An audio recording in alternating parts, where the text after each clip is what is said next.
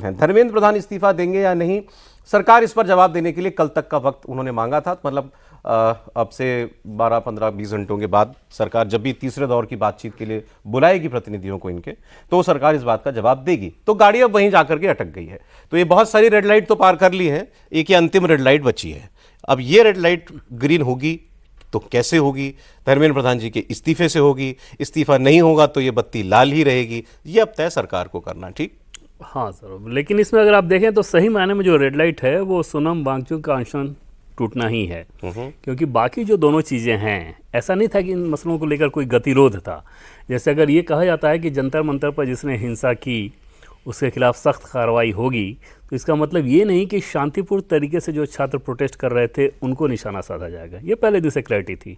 लेकिन जो anti social element उसमें घुसकर पुलिस वालों के साथ मारपीट किए हैं, हिंसा की हैं, उनके खिलाफ तो कार्रवाई होगी ही होगी, वो कानून के हिसाब से होगी। और उसमें हमें ये भी बताया गया, आज भी बताया गया कि जितने उस तरह के तत्व हैं जो कि स्टूडेंट नहीं है और इस मौके का फ़ायदा उठाकर उन्होंने हिंसा की है, उनकी पहचान लगातार की जा रही है। छात्रों के साथ तो ये होना नहीं था, तो उसमें आप समझ सकते हैं कोई गतिरोध नहीं था। दूसरा, मुआवजे वाली बात भी पहले दिन भी यही कही गई थी कि इसमें नियम कानून के हिसाब से जितने सिंपैथेटिक वे में जो कुछ भी किया जा सकता है वो किया जाएगा, क्योंकि उसकी एक प्रक्रिया होती है। आपको ध्यान होता है, हम लोग पहले दिन बात किए थे कि डिस्ट्रिक्ट मजिस्ट्रेट की रिपोर्ट आएगी, वो छानबीन के बाद वो सारी चीज़ें होंगी, क्योंकि सरकार को एक नियम के तहत चलना होता है, एक लीग बनेगी। तो चलिए, मैं तो डिटेल में इसलिए नहीं जा रहा क्योंकि खुद उन प्रतिनिधियों ने ही ये कह दिया कि सरकार पॉजिटिव है। तो अभी वो भी इसको इशू नहीं मान रहे, वो भी कह रहे हैं कि ये काम हो जाएगा। मामला धर्मेंद्र प्रधान का ये मोटा मोटा। हाँ, अब इसमें एक चीज़ और देखें, जैसे कल तक सौरभ, सरकार के बड़े लोग ये कह रहे थे कि या तो मंत्रालय में मुलाकात होती है या घर पे मुलाकात होती है, और उनका उस समय अभी ऑप्शन था बीपी हाउस कॉन्स्टिट्यूशन क्लब का, सीजेपी का। आज सरकार आखिरकार वहाँ पर गई, तो ये तो सीधे सीधे ये दिख रहा है जैसे सरकार इसमें ये कहे कि हाँ हमने रीच आउट किया तो कर भी कर सकते थे, पहले भी कर सकते थे।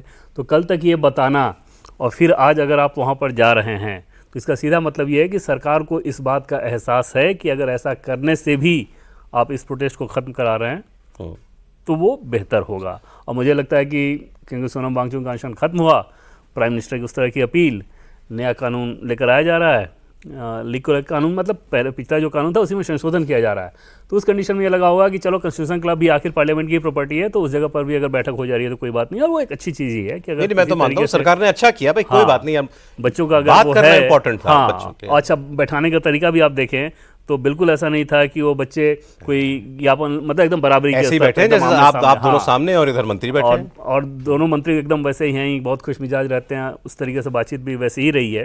तो निश्चित तौर पे आप ये कह सकते हैं कि हाँ एक अच्छी दिशा में 2 घंटे बात हुई है, खुद बताया उन्होंने 2 घंटे बात हुई, तो इसका मतलब 2 घंटे में तो बहुत डिटेल बात होती है। बहुत डिटेल। उसमें क्या है कि सरकार ने बहुत कुछ समझाया उनको, जैसे यही बात कि मुआवजा कैसे दिया जाता है, उसकी क्या प्रक्रिया है, पहले कैसे होता था, अब कैसे हो रहा है, नकल को लेके पहले क्या चीज़ें होती थी। अभी कि आपको जानकर हैरानी होगी कि 1986 में राजीव गांधी के समय जब वो न्यू एजुकेशन पॉलिसी आई थी, उसमें इस बात का जिक्र था कि केंद्रीय स्तर पर नकल और पेपर लीक को लेकर एक कठोर कानून बनाया जाएगा। और वो कानून कब बन रहा है? नरेंद्र मोदी के समय में। बताइए, 40 साल बाद ऑलमोस्ट। सोचिए, 1986 से लेकर अब तक, और इतने समय आप इंतजार कर रहे थे।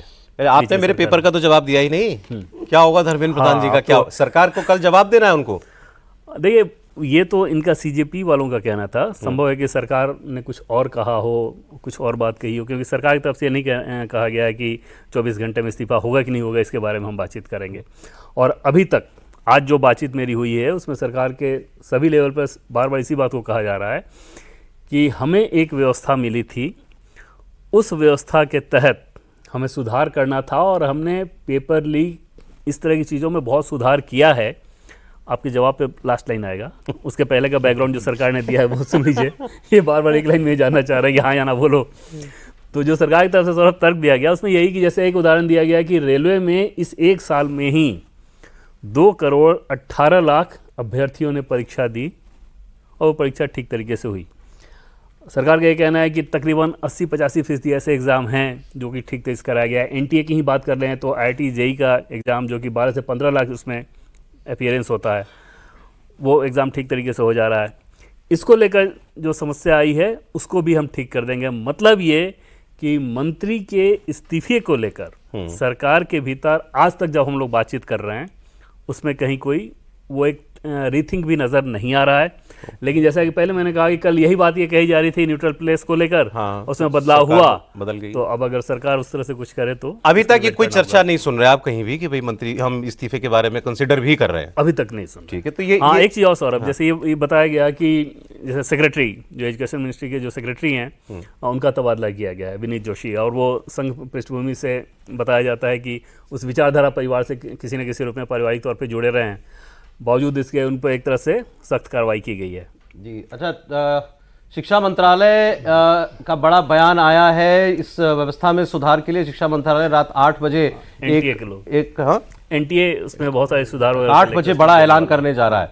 अच्छा, तो एनटीए के लोग इसमें होंगे, मतलब एनटीए के बारे में कि क्या क्या चीज हम चेंज करने जा रहे हैं, इम्तिहान कराने की व्यवस्था में क्या परिवर्तन होने जा रहे हैं। ये बताया जा रहा है कि पिछले लीक के बाद ही ये सारी चीजें की जा रही थी जो कि आनी ही थी, और वो क्रमशः समय समय पर आ रहा है। अब आप इसका मतलब समझिए ना सर, देखिए कल प्रधानमंत्री सीधे बात करते हैं युवाओं से, कहते हैं कि आपके कंसर्न्स के लिए हम एक बिल लेकर के आ रहे हैं पेपर लीक को रोकने के लिए। वो पेपर लीक 10 करोड़ का जुर्माना लगने का प्रावधान, 10 साल की सजा, और 3 महीने में सारी सजाएं हो जाएंगी, सारे फैसले हो जाएंगे सब दोषियों के ऊपर। ये व्यवस्था कर रही है सरकार। और अब ये जो खबर आ रही है कि एग्जाम कैसे कराए जाएं, कंडक्ट कैसे कराए जाएं, उसको लेकर के बड़े फैसले होने जा रहे हैं। सरकार नीतिगत फैसले कर रही है और सरकार का काम एक्चुअली यही है, सरकार का काम व्यवस्था देना है।